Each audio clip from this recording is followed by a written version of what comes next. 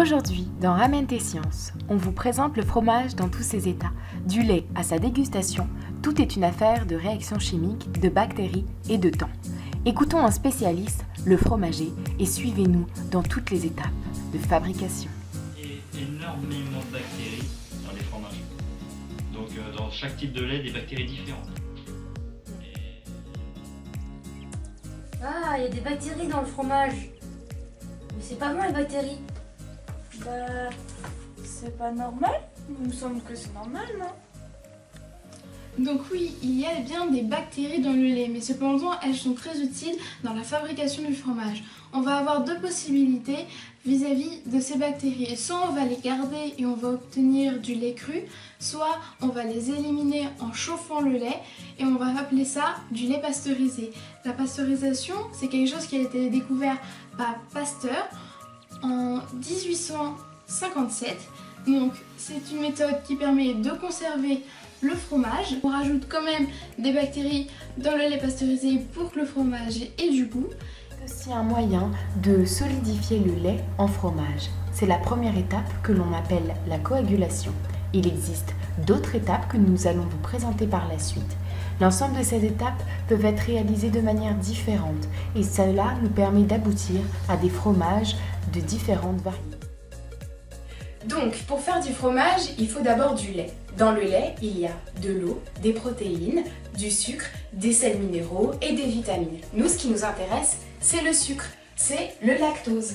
Alors, avec ce lactose, on peut faire une coagulation, c'est-à-dire un amas qui permet de séparer donc le petit lait, c'est une partie liquide, et la partie solide du lait, donc avec nos protéines, donc la coagulation. Il y a deux moyens de le faire, avec un acide, avec l'utilisation de ferments, ou avec une enzyme, donc de la présure, issue de la caille du veau. Une enzyme, c'est ce qui permet de faire une réaction, d'accélérer une réaction.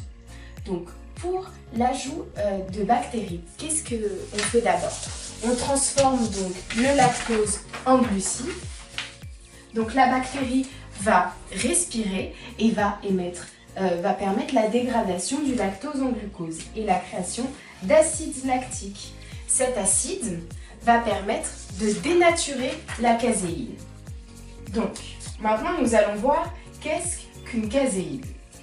Donc, une caséine, c'est un amas de toutes les protéines avec des charges négatives.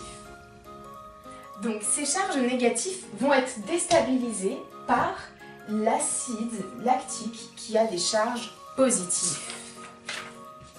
Donc, voilà la stabilité ici. Donc notre acide lactique va déstabiliser et va permettre un amas puisque une charge positive va arriver contre une charge négative qu'il y avait à la surface. Quant à la présure, elle permet ce même amas, mais d'une autre manière. La présure va casser ce qu'il y a autour de nos protéines. Et donc du coup, ça ne va plus être uniforme et l'amas va être possible par la cassure de l'enzyme qui va casser ce qu'il y a au-dessus des protéines.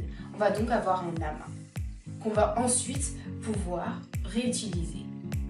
Pour la suite de la fabrication de notre fromage, il faut donc séparer la partie solide de la partie liquide. On passe donc à l'égouttage que vous pouvez voir.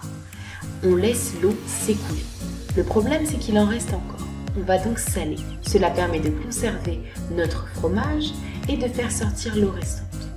On peut le placer dans un moule pour que le fromage prenne une forme adaptée. Et ensuite, place à l'affinage. On retourne le fromage pendant des heures et des jours. On continue de le saler afin d'obtenir une croûte ou un goût différent souhaité. Voilà, notre fromage est fini.